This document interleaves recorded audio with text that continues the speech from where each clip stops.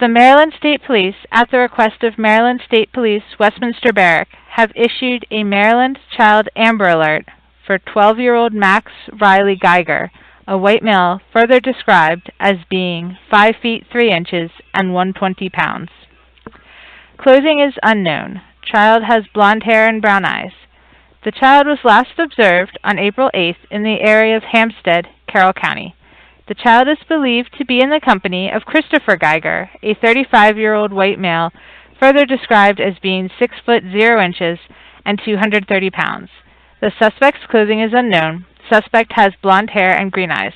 A possible suspect vehicle is a Black Jeep Wrangler bearing tag number DV15797 Maryland. May be in the Westminster area.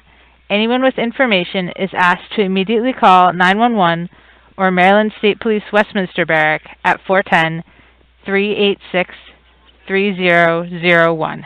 Do not take action which could endanger your safety or further endanger the abducted child.